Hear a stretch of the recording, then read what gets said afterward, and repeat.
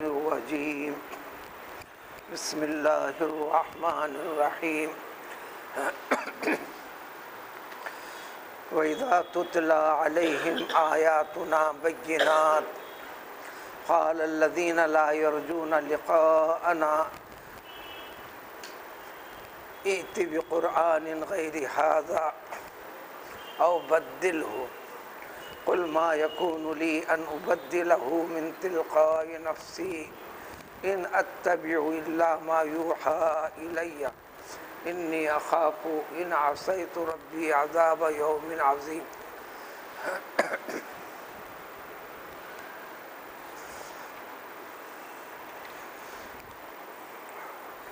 مذہب اسلام اور اسلام پر رہنے والے ان کے سوا قرآن کی ہر چیز پر ایمان یقین رکھنے کا نام دین اسلام ہے۔ جب یہ دین اسلام ہے، جب اس نے مان لیا ہے، تو پھر ماننے کے بعد یہ عقیدہ بٹھا لینے کے بعد اسی عقیدے کا اقرار ہے لا الہ الا اللہ محمد رسول اللہ کے ذریعے سے اس عقیدے کے اوپر قائم اور باقی رہنے کا پکا عہد کر لینا، پکا یقین کے ساتھ، شک و شبے کے ساتھ نہیں، اپنی عقل کو دخل نہیں دینا۔ ساری دنیا، ساری قومیں، سارے مذاہب والے آپ کی عقل کو چھیڑتے ہیں، انسانی طریقوں کے لحاظ سے دنیا اور دنیا والوں کے طریقے زندگی کو مقابلہ کر کر اسلام کے طریقے کی مخالفت کرواتے ہیں۔ جو پکا یقین رکھ کر اس کو مانتا ہے تو اس کے اوپر ثبوت پیش کرتے ہوئے اپنی زندگی کے ہر چیز میں عمل بھی کرتا ہے، وہ تو مسلمان ہے۔ اس کی شان قرآن نے جگہ جگہ بتایا۔ مسلمان کی شان ہوتی کیا ہے؟ جب جب کلام پاک کی کسی بھی ایک آیت، یعنی اس کے معنی، اس کا مطلب، اللہ تعالیٰ کا حکم، اللہ کا منشا، اللہ کی بتائی ہوئی طریق زندگی، ایک ایک چیز سننے کے بعد وہ اپنی زندگی کا جائزہ لیتے ہوئے اس کے ایمان میں اضافہ ہونے لگتا ہے، اپنے ایمان والی کیفیت کے اوپر غور و فکر کرتا ہے، یقین رکھتا ہے کہ اللہ کا حکم ہے اور اللہ کا حکم میرے لیے، میرے آس پاس بیٹھے ہوئے لوگوں کے لیے نہیں، ہوگا ان کے لیے، لیکن یہ جو میں سن رہا ہوں، جو میں پڑھ رہا ہوں، جو میں غور کر رہا ہوں، یہ خطاب اللہ تعالیٰ کا راست مجھ سے ہے۔ جنت کا تذکرہ ہے تو میرے لیے ہے، اللہ کے غضب کا ذکر ہے تو میرے لیے ہے، دوزخ اس کے ہولناکیوں کا ذکر ہے تو میرے لیے ہے۔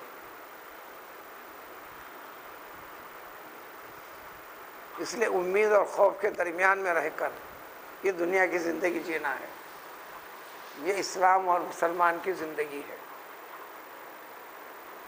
تو مذہب اسلام سے ہٹ کر یہ بار بار جو بات بتائی گئی کہ ایمان اور اس کے عقائد اور اس کے طریقے کے اوپر مضبوطی کے ساتھ قائم رہنے والا، اس کے سوا والے لوگوں کا حال الگ ہے۔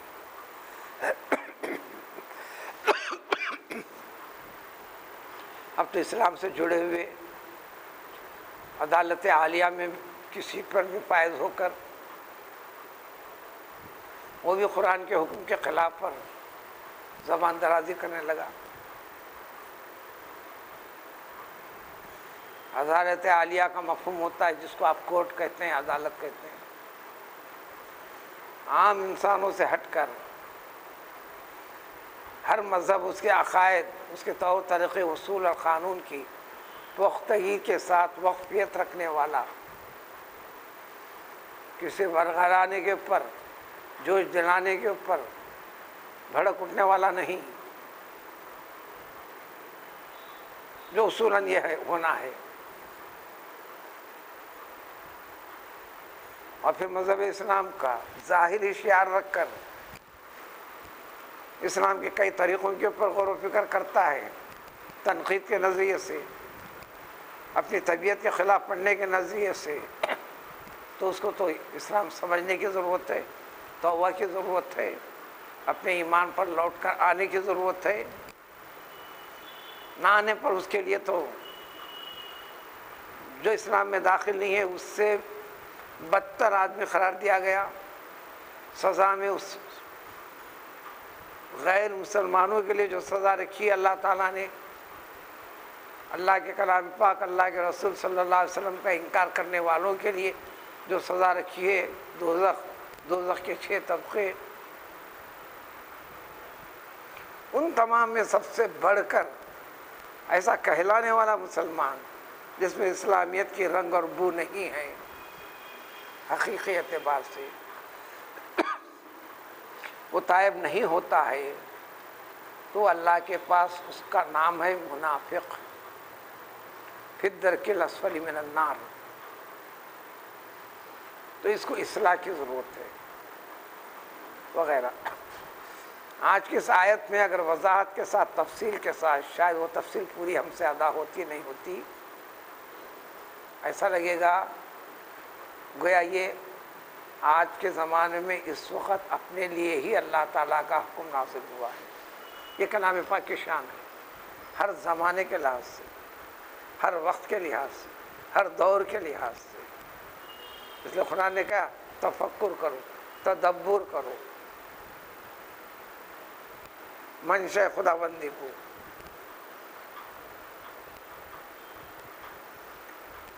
ترجمہ ہے وَإِذَا تُتْلَى عَلَيْهِمْ آيَاتُنَا بَيِّنَاتٍ. قرآن میں جو کچھ ہے، قرآن کا جو حکم ہے،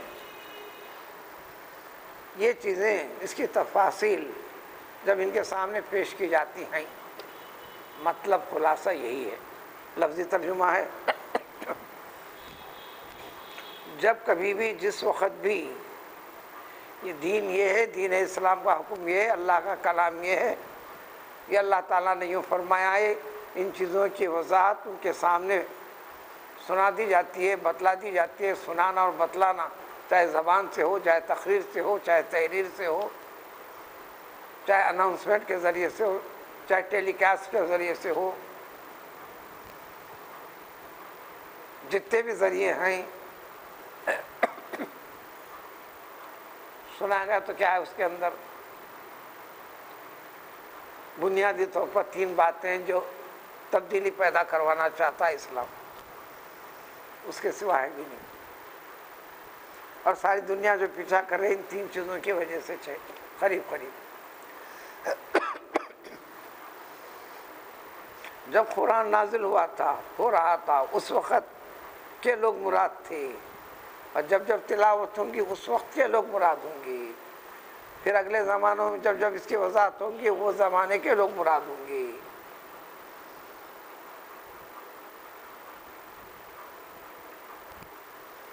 وہ کہتے تھے، آج کے زمانے کا انسان بھی کہتا ہے، کہہ رہا ہے، جرأت بھی کر رہا ہے. ابلیس نے جرأت کیا تھا، اسی لیے تو مردود ہوا.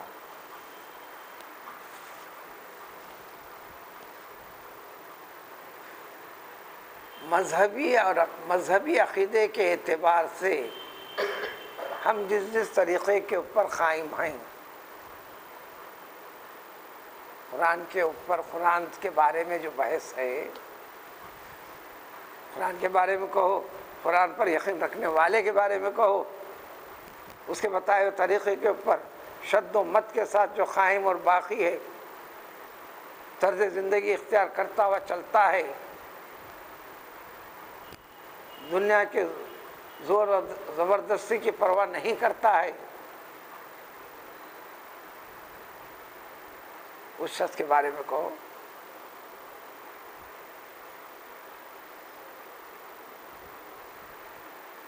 تو جب ان کے پاس جب سنائی جاتی ہیں تو کہتے ہیں کہ ہمارے مذہبی اعتبار سے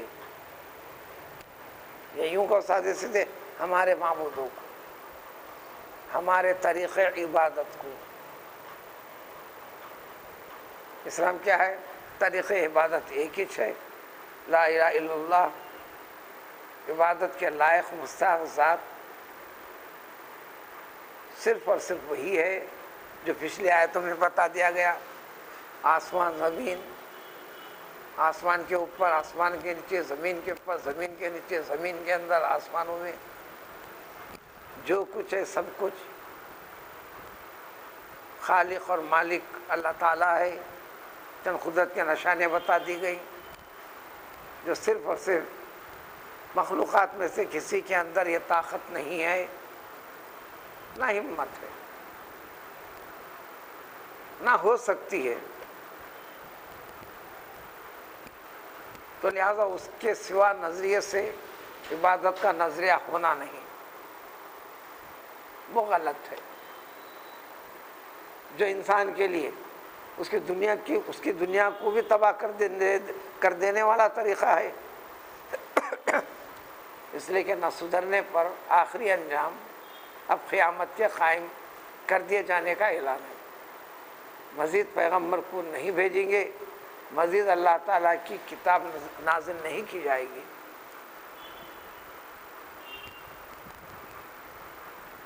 انسان کی بقا، انسان کو باقی رہنے والے اس کائنات کی بقا بس اسی ایک چیز کے اوپر ٹکا کر رکھ دیا اللہ تعالیٰ۔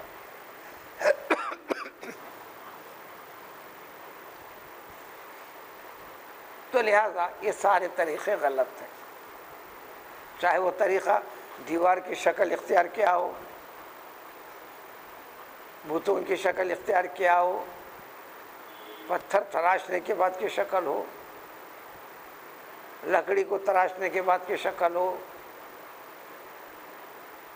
وہ پتھر جو زمین پہ پڑا ہوا تھا جس کے آپ رونتے تھے، چلا پھرا کرتے تھے، اس کو لیا اور تراشا اور بنا دیا اس کو ایک، یا لکڑی کو بنا دیا، اسے کیچڑ کو پاؤں سے رگڑا، متا پانی میں ڈالا، ہاتھ سے کیا، وہ کیا، پھر اس کو جلایا اور گرم کیا، بھونا، پھر پتلے کی شکل دے دیا۔ یہ چند مثالیں ہیں۔ کسی زندہ شکل میں انسان کو بھی کرتا ہے، یا مرے ہوئے انسان کے بارے میں بھی کرتا ہے۔ جب وہ معبود تھا تو مرا کیوں؟ جب وہ معبود تھا تو مرا کیوں؟ وہ ختم ہوا کیوں؟ وغیرہ وغیرہ۔ چاہے پیغمبر کا نام دے کر نعوذ باللہ من ذالک خدائی درجہ دے بیٹھتا ہو، کچھ بھی ہو، تو یہ مطالبہ کرتے تھے کہ یہ مذہبی اعتبار سے ہمارے مذہب کو باطل ہے، غلط ہے، یہ نہیں کہنا۔ بحیثیت انسان تم اور ہم ایک رہ کر دنیا میں رہیں گے۔ جب بھی کہے، آج بھی کہتے ہیں، آج بھی مطالبہ ہے، کر بھی رہے ہیں۔ جہاں جہاں ایمان کمزور ہے، وراثت میں اسلام مل گیا، سمجھے کہ ہم مسلمان ہیں، صرف دنیاوی حد تک علوم و فنون کا مطالعہ کیا، پڑھے، اپنی چھوٹی اور معمولی عقل سے کہنے لگے ارے واقعی ہے، یہ کیوں زیادتی، وغیرہ وغیرہ۔ تو لہذا اس وقت بھی سامنے آ کر خطاب کر کے بولے دیکھو یہ لڑنا لڑانا، مارنا مرانا کئی کچھ چیز ہے، یہ تباہی بربادی کیوں ہے، یہ فتنہ جو پیدا ہو رہا ہے اس نظریے سے، جس نظریے کا ذکر اس کلام پاک میں ہے، جس کا حوالہ دیتے ہو تم، بھائی محمد صلی اللہ علیہ وسلم آپ یہ کیجئے اس وقت۔ اب قیامت تک کے لیے محمد صلی اللہ علیہ وسلم کی خدمت بحیثیت نبی کے نہیں، بحیثیت نبی کے فالوور کے، متبعین کے، ان کو ورثۃ الانبیاء کہتے ہیں، وارثین کی. لہذا ہم تم سے مطالبہ کرتے ہیں، کر رہی دنیا کی. اس وقت اے محمد صلی اللہ علیہ وسلم ہم تم سے مطالبہ کرتے ہیں، تمہارے اس کلام پاک کے اندر جو کچھ ہے اس کے اندر کچھ وہ چیزیں جو ہمارے خلاف پڑ رہی ہیں، جو ہمیں غصہ دلا رہی ہیں، اس کو ذرا بدل دیجیے نا، یعنی حذف کر دو، حذف کر دو. ایک شکل ہے کہ اس کی تعلیم تربیت سنانا بند کر دو، اس کی وضاحت بند کر دو. یہ ایمان کا اگرچہ کہ آخری حصہ ہے جہاد وغیرہ کا، اس کی وضاحت مت کرو. دوسرے ہے کہ ہر شخص اپنے اپنے اعتبار سے جو عقیدے قائم کر لے کے مذہب کا انعام دے رکھا ہے، یہ تمام ہمارے رسم و رواج والی چیزوں کو برا نہ کہو، اس میں تم بھی ساتھ دے دو. جب بھی کہے، آج بھی کہے، ہر زمانے میں چلا اور کہتے چلیں گے. تیسرے بنیادی پہلو، ہماری یہ دنیاوی زندگی کی ترقی کا دار و مدار جن چیزوں کے اوپر ہم ٹکا رہے ہیں، چل رہا ہے، اس کو کہتے ہیں ہماری اقتصادی معاشیات والی زندگی کی ترقی. جس کو سود کے اوپر جاری رکھا، جس کو رشوت کے اوپر چلا رہے ہو، جس کو دھوکہ فریب کے اوپر چلا رہے ہو، جو قتل و غارت گیری کی بنیاد کے اوپر چلا رہے ہو، دھوکہ فریب خود دے کر ایک معصوم کے اوپر الزام دے کر اس کو قتل کروا رہے ہو، وغیرہ وغیرہ. یہ ہماری زندگی کا طرز ہے، یہ ترقی والا پہلو ہے، اس میں رکاوٹ بننے نہ پائے.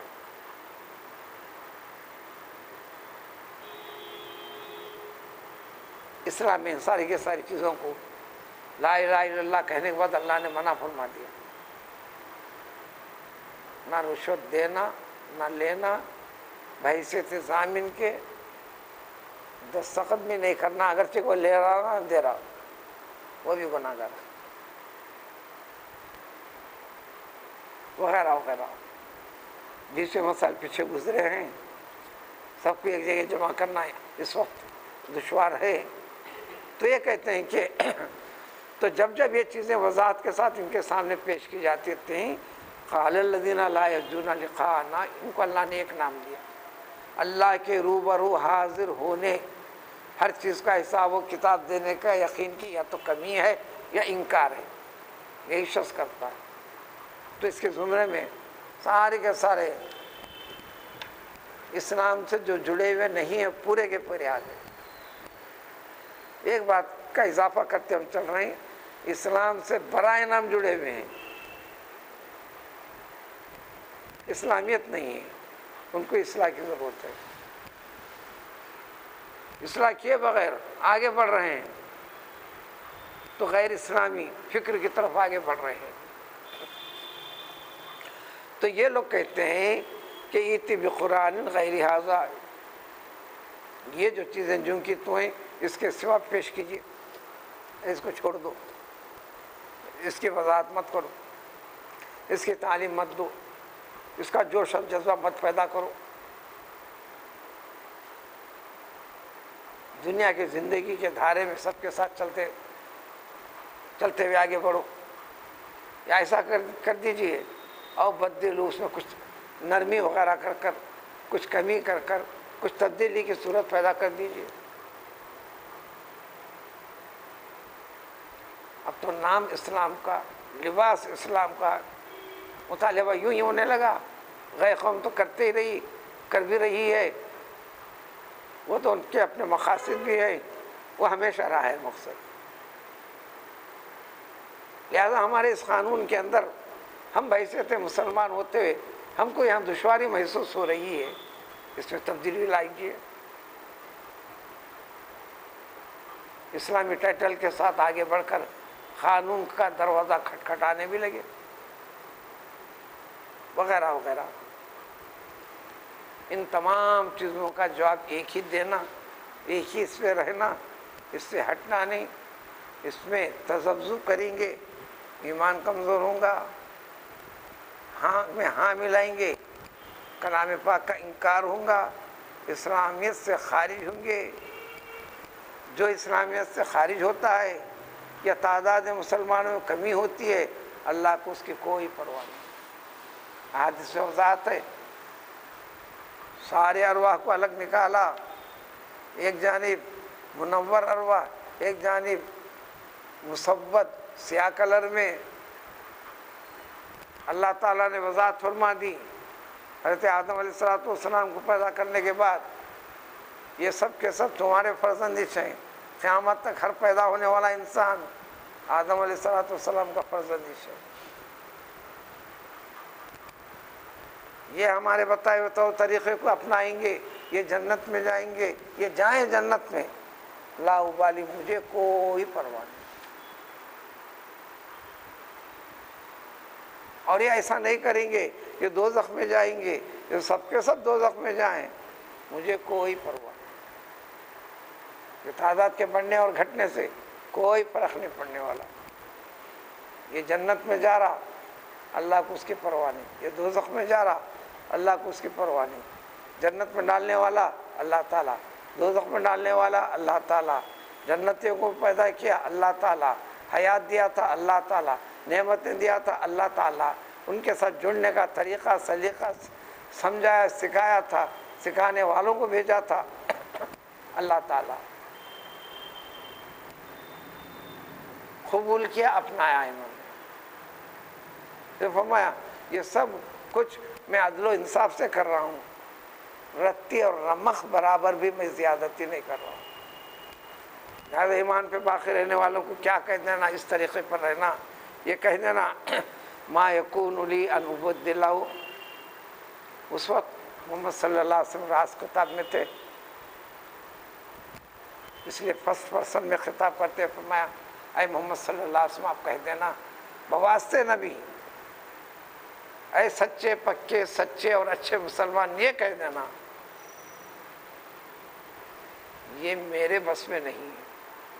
آج کہیں گے یہ ہمارے بس کی بات نہیں، نہ ہماری طرف سے ایک چیز کہی گئی ہے، نہ کہیں گے، نہ تبدیلی کا سوچیں گے. اگر تم کر کے اس تبدیلی کے پر رہو تو ہم اس کو برداشت بھی نہیں کریں گے.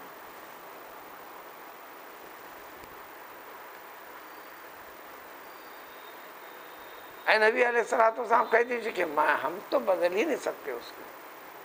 من تلقاء نفس، ہماری طرف سے، ہماری عقل سے، ہماری فکر سے، دنیا کے تقاضے، دنیا داروں کے تقاضے، دنیا کی قوموں کے مطالبے کے اوپر ہم ایک چیز بھی نہیں کر سکتے. اور نہ دنیا کے مطالبے کے اوپر خلاف میں ہم نے ایک مشن کھول کے رکھا تھا، یہ بھی ہمارے بس کی بات نہیں. یہ سب کچھ جو تمہارا خالق ہے وہ ہمارا خالق ہے، اس کا حکم ہے، یہ ہمارے طرف سے نہیں.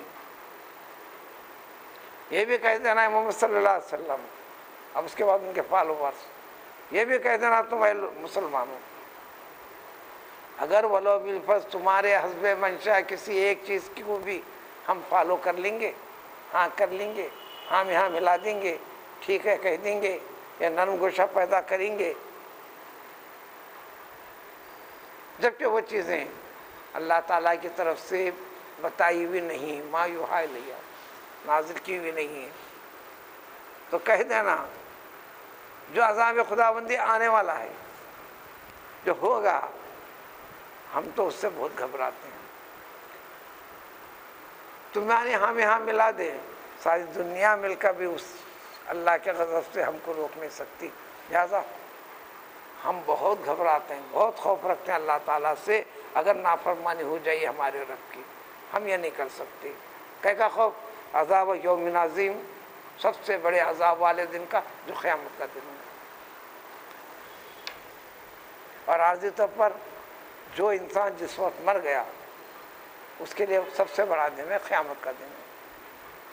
من ماتا فقد قامت قیامتہ، پیغمبر علیہ الصلوۃ والسلام نے فرمایا جو انسان کی موت جس دن ہو گئی، جس وقت ہو گئی، اس کے حق میں وہ قیامت ہے۔ روح نکلنے کے وقت پر سارے وہ مناظر جو اس دنیا میں بڑی سے بڑی دوربین رکھ کر دیکھنے پر بھی نظر نہیں آنے والے، روح کے پرواز ہونے کے وقت کی جو گھڑیوں میں اس شخص کو ساری کی ساری چیزیں دکھائی دیتی ہیں، حتیٰ کہ اس کی روح جاتے ہوئے دکھائی دیتی ہے، آسمان تک کی منزل دکھائی دیتی ہے۔ اس لیے فرمایا رسول اللہ صلی اللہ علیہ وسلم نے ہر مرنے والے کی دیدے کھلے کے کھلے رہ جاتے ہیں، وہ دیدے پھاڑ کر وہ کیفیت کو دیکھتے رہتا ہے۔ روح نکلنے کے بعد تم سب سے پہلے اس کی آنکھوں کو بند کر دو، اس وقت کے نہ بند کرنے پر پھر کھلی کی کھلی ہی رہ جائیں گی۔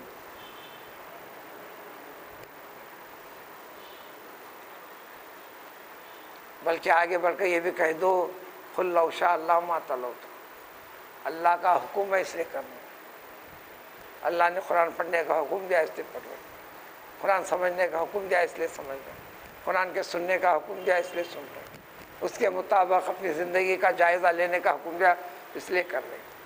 جو خرابیاں ہیں توبہ کر کے معافی مانگو، اس کو غفور الرحیم مانو، یہ مان کر کر رہے۔ اگر وہ کہہ دے اللہ تعالیٰ اس کی مرضی اور تم خاموش بیٹھ جاؤ، کچھ مت کہو، ما تلو، نہ ہم سنائیں گے، نہ بتائیں گے، نہ ترجمہ کریں گے، نہ وضاحت کریں گے، نہ دین اسلام کا طریقہ یہ کہیں گے، اس نے کہہ دیا کرنا ہے اس لیے کرنا ہے، اس کے اوپر رہنا ہے اس لیے رہ رہے ہیں۔ اگر اس کا حکم اور منشا ہو جائے تو ہمیں کسی قسم کا کچھ بھی نہیں، ہم اپنی طرف سے کچھ نہیں کریں گے۔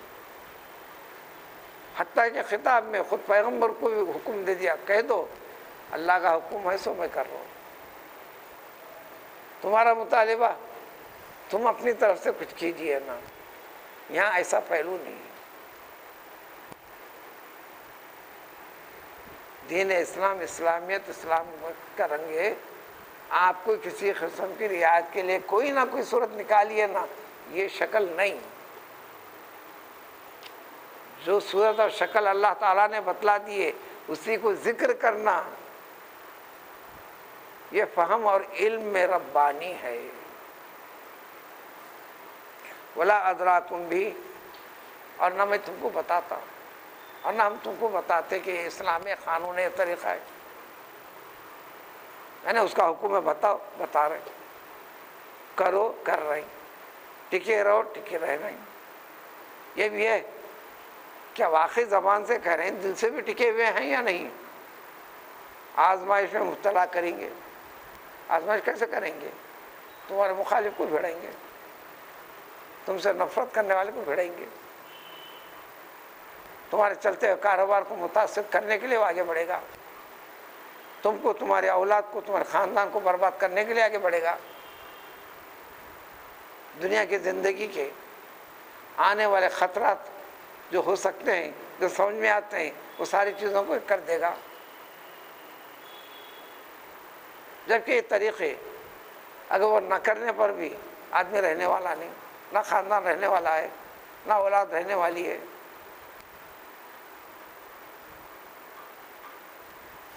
اس لیے نبی کریم صلی اللہ علیہ وسلم نے فرمایا 3 باتیں، ہر والد جو اپنے بچے کو جنم دے رہا دیتے چلو، اولاد آتی جا رہی، ذرا پورا یقین و کیفیت کو سامنے رکھیں گا۔ ہر بچہ جو پیدا ہو رہا ہے وہ پیدا ہوتے ہی سب سے پہلے اعلان ہے کہ اس کو مرنا ہے، اس کو مرنے کے لیے جنم دینا ہے، پوری زندگی کی پونجی اس پہ لٹانا ہے، اپنا دن اور رات کا سکھ اس کے لیے صرف کر دینا ہے، ایک مقام سے دوسرے مقام کو صرف ان کے ضروریات کی تکمیل کے لیے کرنا ہے، پھر بھی نتیجہ اس کو مرنا ہے. اسی طرح مال بھاگ دوڑ، چاہے تھوڑے پیسوں کی شکل میں ہو، بڑے پیسوں کی شکل میں ہو، تھوڑی دکانداری کی شکل میں ہو، تھوڑی محنت مزدوری کی شکل میں ہو، یا بڑے عہدے منصب کی شکل میں ہو، بڑے پیشے کی شکل میں ہو. کیا کرتا؟ نگلتا پیسہ.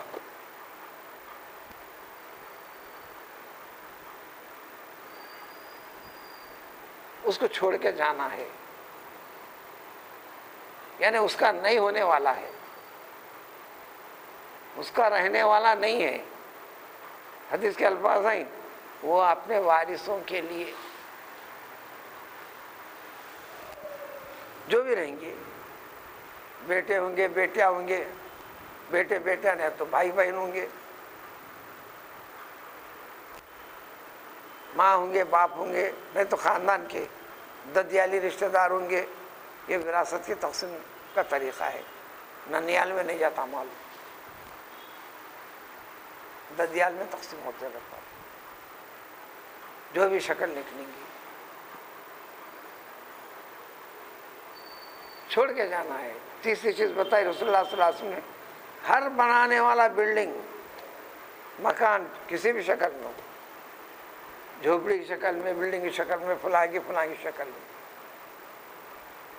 اس کو تباہ ہونے کے لیے، برباد ہونے کے لیے ہے. چلو مان لو کتنا مضبوط بناتے ہیں، 100 سال 200 سال 300 سال، کبھی بھی تباہ ہونے کے لیے، رہنے کے لیے نہیں. جب یہ یقین والی کیفیت آ گئی، یہ 3 چیزوں کو بتا کے فرمایا، ہر جنم دینے والا باپ اپنے بچوں کو جنم دینا نہیں چاہے گا، یعنی شادی کرنا نہیں چاہے گا.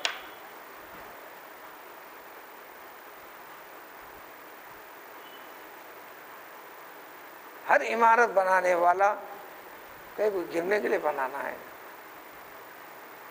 میں مرا تو میرے ساتھ چلنا تھا، بلڈنگ چل رہی بھی نہیں، نہ اولاد چل رہی، نہ دوستوں احباب چل رہے، براہ نام سے آنسو نکال کے بہا کے بتا رہی، پھر آگے بڑھ کے خود بڑھ کے مٹی پہلے میری لو، اس کے اوپر ڈال رہی. وہ کرنا ہے، ایسا نہیں کرنا یہ نہیں بول رہا ہوں میں. مرنے کے بعد زندہ ہوتا نہیں. اگر ولو بالفرض بہت زیادہ رو رہے ہیں، اٹھ کر بیٹھ گئے، سب ڈر کے دور بھاگ جائیں گے. یا یہ کہہ دے تم بھی میرے ساتھ چلو، میں آنے کے لیے تیار ہوں. ایسے واقعات ہیں، ایسے واقعات ہوئے بھی ہیں. مرتے وقت گہری دوستی میں پوری زندگی کے ہر لمحے میں تم ہم تم ایسا رہے، تم بھی میرے ساتھ چلو نا. یہ کہتے ہی اتنا گہرا پکا دوست. ایک چادر کے پاس ایک بڑے تاجر کا واقعہ ہے، نام نہیں ذکر کرتا. نہیں مجھے ابھی بہت کام ہے، نہیں تم جاؤ بول دیا. لیکن وہ گھڑی ایسی تھی، صرف 2-3 مہینے بعد چلی بھی گیا بیچارہ. پھر دونوں خاندان کے عورتوں میں جھگڑے بھی چلے.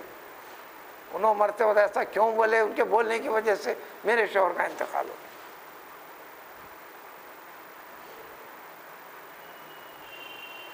جھگڑے بھی چلتے رہے. جب ساتھ جائیں گے نہیں، ہاں جب تک یہ ساتھ رہیں گے یہ چل سکتا، وغیرہ وغیرہ. اسی طرح بنانے والا کوئی بنائے گا نہیں، مال جمع کرنے والا جمع نہیں کرے گا. اس سے یہ نہیں سمجھنا کہ مال جمع کرنا منع ہے، نہیں ہے منع. مال والے کو یہ بھی بتائے، دوزخ سے بچنے کا آسان طریقہ مال ہے. یہ نمازیں وغیرہ کیسے ہیں، مقبول مردود پتہ چلانا مشکل. حضور صلی اللہ علیہ وسلم نے عورتوں سے خطاب کرتے فرمایا، صحابیات سے، یوم عید، اے عورتوں اللہ کی راہ میں خرچ کرو. یہ بھی پتہ تھا عورتوں کے پاس زیادہ پونجی نہیں ہوتی، مال نہیں ہوتا. بھلے ایک کھجور کا ٹکڑا صحیح، وجہ بھی بتائی، میں نے دوزخ میں عورتوں کی کثرت کو دیکھا ہے، مردوں کے مقابلے میں عورتیں زیادہ ہیں۔ دوزخ سے بچنا چاہتے ہو، دوزخ کی آگ سے نکلنا چاہتے ہو، بچنا چاہتے ہو، صدقہ خیرات کیا کرو۔ ہم مخصوص طریقے سے اپنے خاندان کے چند افراد پر نکال لیا، سال کو سال اس میں سمجھ گئے کہ ہم نے دے دیا، کر دیا۔ نماز سے زیادہ حکم ہے تو مال سے متعلق ہے۔ ينفقون اموالهم باللیل والنہار، شب و روز 24 hours فار لانگ لائف۔ زکوٰۃ کا تو محدود حکم ہے، صدقہ فطر تو سال کے سال بات ہے۔ ایسے لوگوں کے لیے اللہ نے فرمایا لہم اجرہم عند ربہم فلا خوف علیہم ولا هم یحزنون۔ سورہ بقرہ پارے 3 کے اندر آیت ہے، اسی معنی میں کئی جگہ۔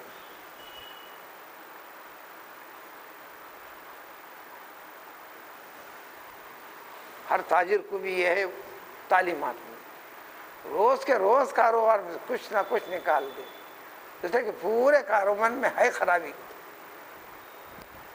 تو خرابی نہیں سمجھ رہا، اب اس میں برکت کے لیے کچھ دے دے۔ مانگنے والا ہے تو میں تو کئی جگہ ان کانوں سے سنا ہوں چلتے پھرتے ہوئے، کیا جمعرات ہے، چلو جمعرات کے دن آنا، آگے بڑھو۔ انہیں آیا نہیں، اب دین ہے سمجھنے کی، انہیں آیا نہیں، بس حقیقت عقیدے کی سمجھنا یہ چاہیے، انہیں آیا نہیں، فائدہ کرنے والے نے اس کو بھیجا اور تم ان سے بھیڑ آیا، اس لیے کہ آخرت کے جوابات یہ چاہیے۔ اے بندے، میں تیرے پاس بھوکا آیا تھا، تو مجھے میرا پیٹ نہیں بھرا، میں پیاسا آیا تھا، تو میری پیاس نہیں بجھایا، میں بیمار ہو گیا تھا، تو میری عیادت نہیں کرا۔ بندہ کہے گا یہ ساری چیزوں سے جو پاک ہے آپ کے ساتھ، ارے بندے فلاں بندہ تیرے پاس بھوکے کو میں بھیجا تھا، پیاسے کو بھیجا تھا، تیرے اپنے درمیان میں، تیرے اپنے ملنے ملانے والوں میں اس کو بیماری دیا تھا، اس بیمار کے پاس جا کر عیادت کرتا، میں تجھے وہاں مل جاتا تھا،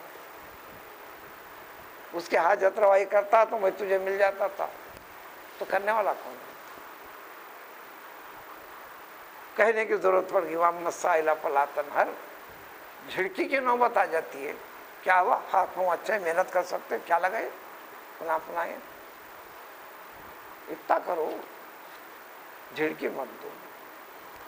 اسی آیت کی وضاحت کر دی، عمدہ قسم کے گھوڑے پہ سوار ہو کر آ کر اللہ کے نام پہ دے تو بھی جھڑکی مت دو۔ حضور صلی اللہ علیہ وسلم نے فرمایا اس زمانے کا سب سے بڑی قیمتی کار بولے تو عمدہ گھوڑا تھا۔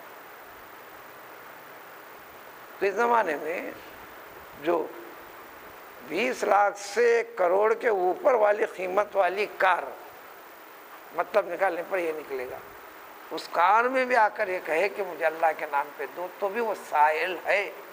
وَأَمَّا السَّائِلَ فَلَا تَنْهَرْ، جھڑکی مت دو، نہیں دینا۔ یہ اس لیے بزرگوں نے ایک طریقہ نکال کے دے دیا، نہیں دینا، معاف کرو، کیا غلطی کی تھی آپ نے، کیا جھگڑا ہے، معاف کرو بول رہے ہیں،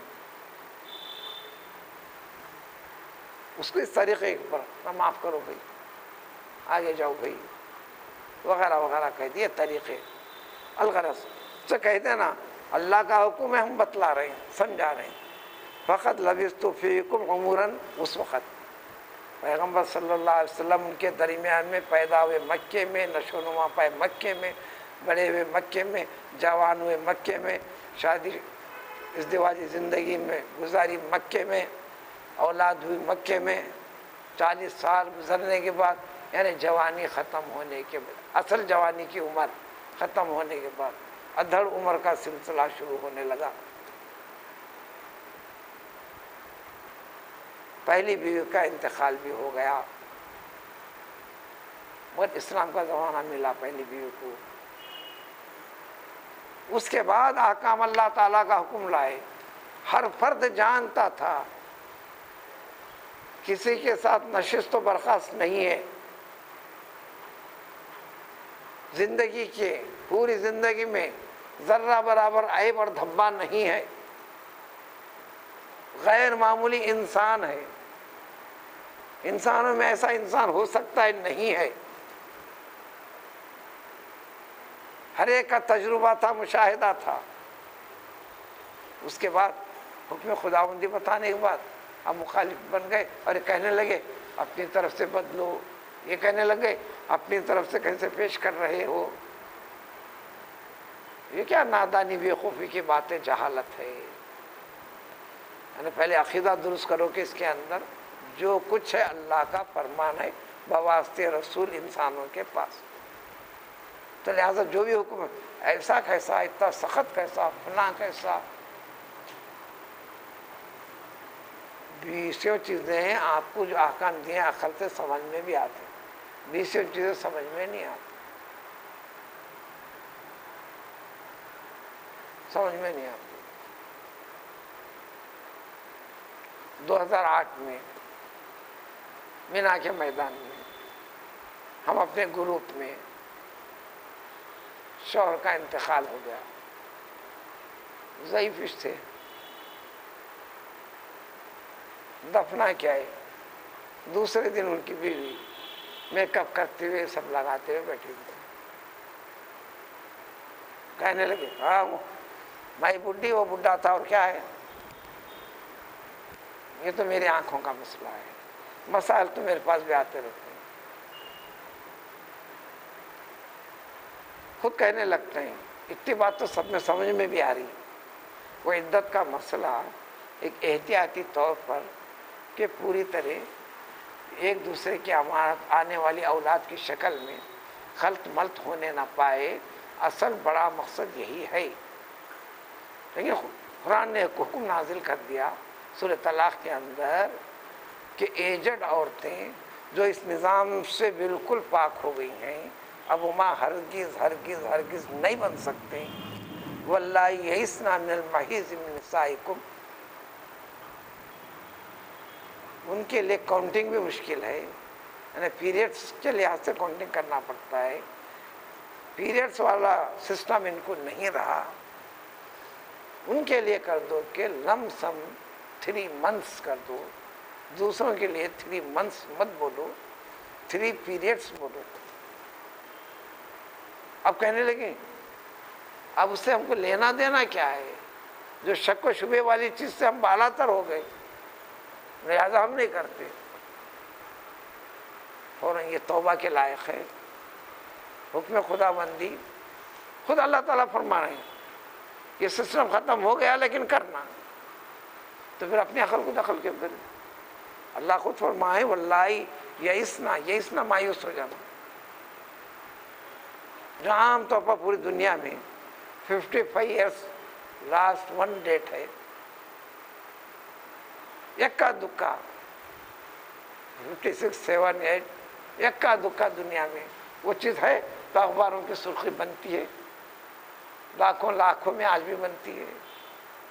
سیدنا شیخ عبد القادر جیلانی رحمۃ اللہ علیہ کی ماں جب حاملہ ہوئی پورے کمپلیٹ 60 years اولڈ تھی، جب یہ دنیا میں تشریف لائے تو 61 years، اس لیے خصوصیت کے ساتھ ذکر کرتے ہیں کیونکہ غیر معمولی کیفیت ہے۔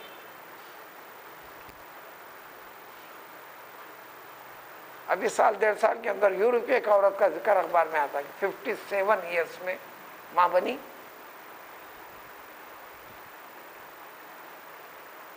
میں اپنے اعتبار سے، میرا بولنا خطۂ فیصلہ نہیں، ہندوستانی طرز زندگی صحت وغیرہ کے لحاظ سے اپنی طرف سے کہتا ہوں، وہ تو قانونی زبان ہے، 45 years بہت زیادہ ہو گئے لیڈیز کے لیے، عام طور پر ہر ایک کے لیے نہیں، اس لیے کہ کیس میرے پاس بھی آئے 32 years اولڈ کا بھی واقعہ آیا جو اس سسٹم سے مایوس ہوگی، درمیان میں اس کی شادی کے لیے بڑا دباؤ چلا کر رہا، تو یہاں اور نہ کیس کے اندر مسئلہ کلیئر ہو کر آ گیا، اسی محلے کے اطراف کا، اسی محلے کا ہے۔ وغیرہ وغیرہ. تو ہم کو یہاں حکمت ہماری عقل کو دخل نہیں دینا دین کا نام ہے. حکم کی اتباع کرنا اس کو کہتے ہیں، اس کا نام ہی چاہے تعبدی. دین کا ہر کام عبادت سے، یعنی حکم ہے بول کر کرنا ہے. میرے سمجھ میں آتا نہیں آتا اس کو بنیاد نہیں بنانا ہے. صفا مروہ کے درمیان دوڑو، ایک وجہ تھی، ایک حکمت تھی، ضرورت تھی حضرت حاجر علیہ السلام کی. حاجر صحیح ہے، حاجرہ صحیح نہیں ہے. لوگ حاجرہ کہتے ہیں، بحث بھی نہیں کرنا. عربی لفظ نہیں ہے وہ، ان کا نام ہے حاجر. حاجرہ کچھ نہیں.